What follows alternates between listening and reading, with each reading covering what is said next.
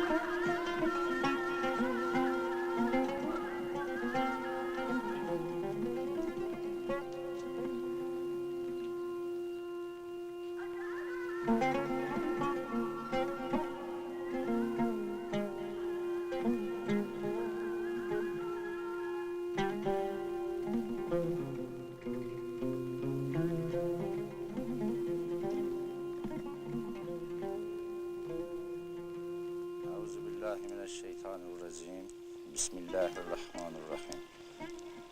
Hal-hazırda İslam dininin ağaya böyük münasibəti var. Ümumiyyətlə, bizim bu xalq, Azərbaycan milləti ki var, İslam dininə hələ çox qədim əsrlərdən bəri çox etiqad bağlayırlar. Allah'a inanları çox olur.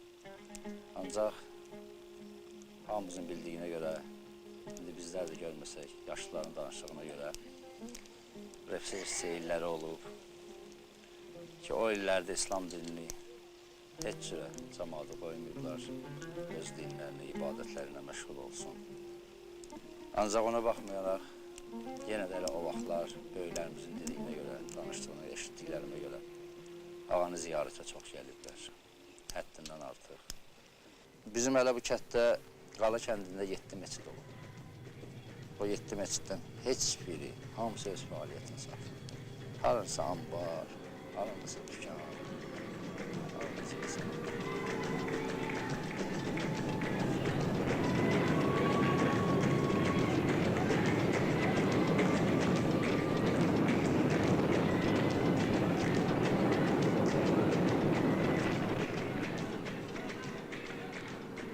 Yarın ki, bizim hər istəyimiz, hər bir niyyətlərimiz Allahla bağlıdır. Biz Allahdan ağını xatirinə istəyirik. Allahdan ağa xatirinə istəyirik. Ancaq bugünkü gün belə bir şəxsin bizə lazımlığı, mən gənə acizəm ona cavab verim. Həddindən artıq bizə lazımdır. Hava su kimi. Çünki bilirsiniz, inam lazımdır. İnsanda inam lazımdır. Biz neyəsə inanmalıyıq. Allah Teala da belə öz bəndələrini heç vaxt bəndələrindən əsirgəməyir.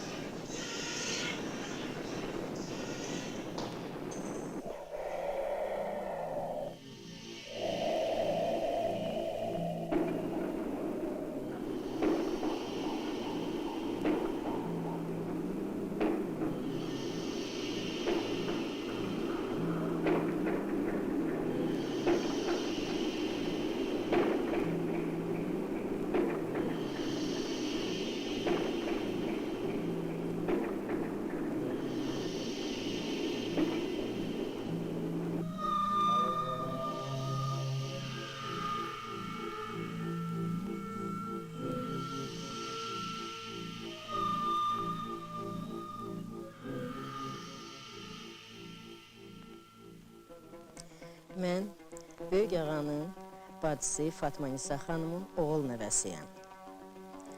Böyük ağa Seyidlər ailəsində anadan olub. Ümumiyyətlə hamı bilir ki, Seyidlər o adamlara deyirlər, onlar böyük Peyğəmbər Məhəmmədin nəslindən olan adamlardır. Bu ailələrə böyük hörmət bəsləyirlər. Böyük ağanın atası Abu Talib Mir Mösümzadə zədəkam, hörmətli bir insan idi. Anası Xadicə xanım gözəl qadın idi. Böyük ağa adı Seydəli idi. O Bakıda anadan olub. Anadan olarkən onun göbəyini düz sarımamışdılar və ona görə bu uşaq çoxlu qan itirmişdi. Və Allah elə buyurmuşdu ki, o sağ qalmışdır. O uşağa böyük bir qüvvə verilir, daxili qüvvə verilir. Ağa Seydəlinin 3 bacısı və 2 qardaşı var idi.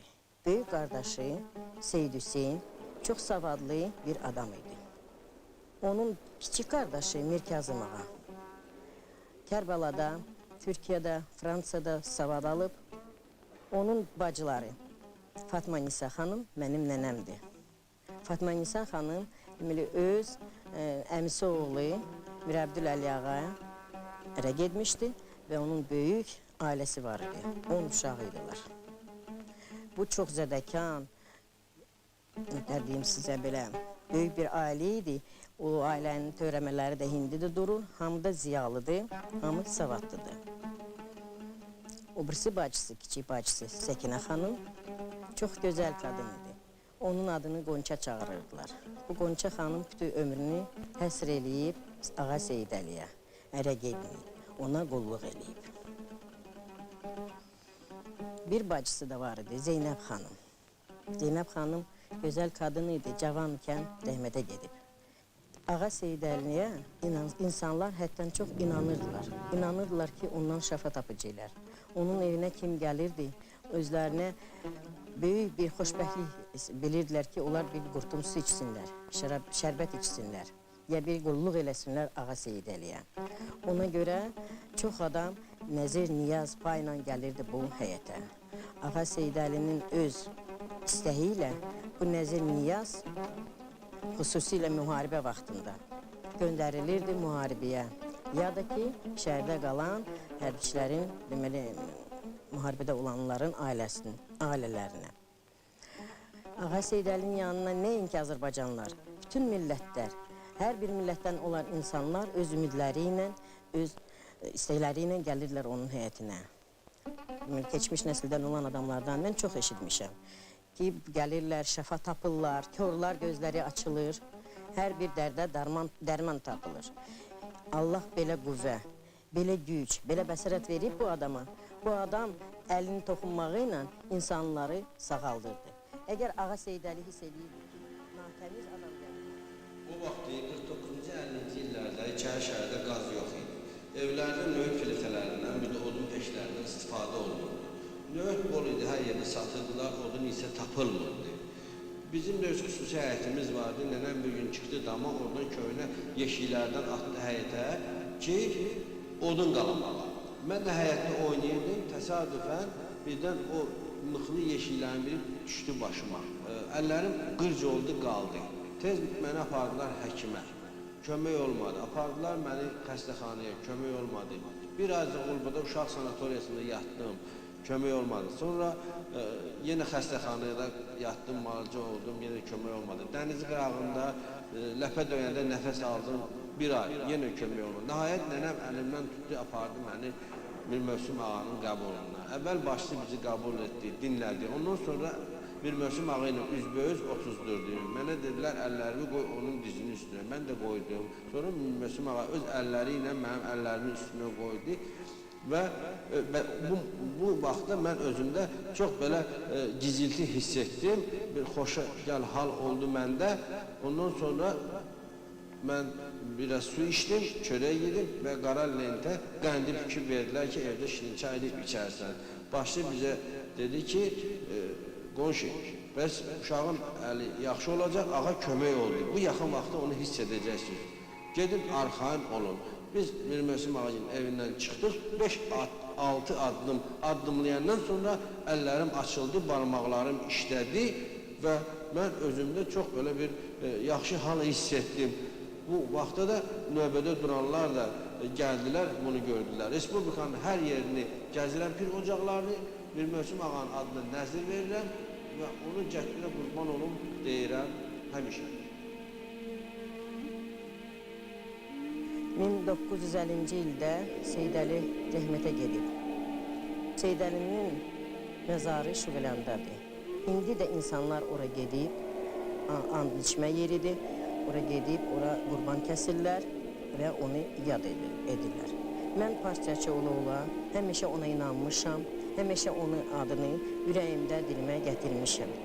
İndi də baxmayaraq illər keçib, üzüm böyümüşəm, mən ət ağa cəddi deyərək bu müqəddəs andı həmişə demişəm, deyirəm və deyəcəyəm.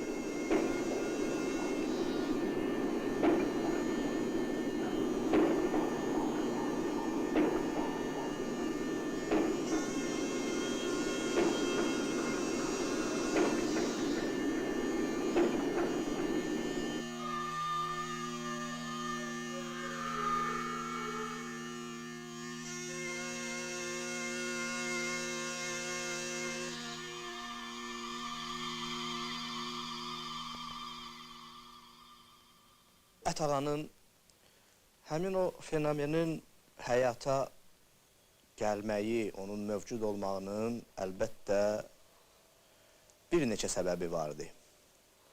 Mənə belə gəlir ki, inqilabdan sonra, yəni 20-ci ildən sonra bu Sovet hakimiyyəti qurulandan sonra Sovet hakimiyyətinin ilk addımlarından biri də elə oydu ki, deməli, dinə qarşı, ruhanilərə qarşı, ümumiyyətlə, o xalqda, kütlədə olan keçmişdən gələn inama qarşı, deməli, addımlar idi. O da əlbəttə olduqca negativ addımlar idi. Bugünkü bizim həyatımızda əlbəttə bu fenomenin böyük əhəmiyyəti var. Mənə belə gəlir ki, o fenomenin əsas həyata gətirdiyi qüvvə, o da birlik yaratmaq, dostluq yaratmaq, qardaşlıq yaratmaq. O, bir-birinə yardım əli uzatmaq. Mənə belə gəlir ki, bugünkü gündə Azərbaycanda, Respublikamızda həyat çox gərgindir. Çox, bilirsiniz, həm iqtisadi baxımdan, həm siyasi baxımdan, həm hərb bu günləri bilirsiniz, Respublikamız bu hərb içindədir. Bax, bütün bu şəraiti nəzərə alaraq mənə belə gəlir ki, bu fenomenə bu gün də hələ secdə eləmək, yəni ki, kütlə arasında, xalq arasında bir-birinə inam yaratmaq, bir-birinə əl uzatmaq, dostluq əli, qardaşlıq əli. Bu da Respublikamıza bu saat çox vacib, çox lazım olan amillərdən biridir.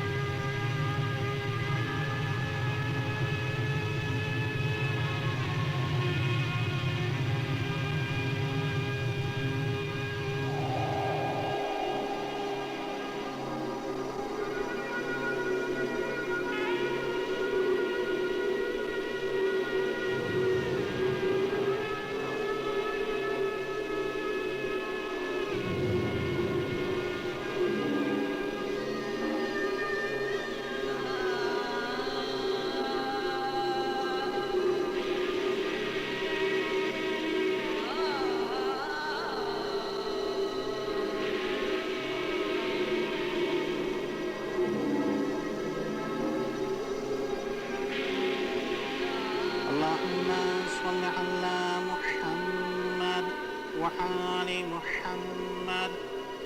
أعوذ بالله من الشيطان الرجيم. بسم الله الرحمن الرحيم. الحمد لله رب العالمين الرحمن الرحيم مالك يوم الدين. إياك نعبد وإياك نستعين. اهدنا الصراط المستقيم صراط الذين أنعمت عليهم غير المغضوب عليهم ولا الضالين.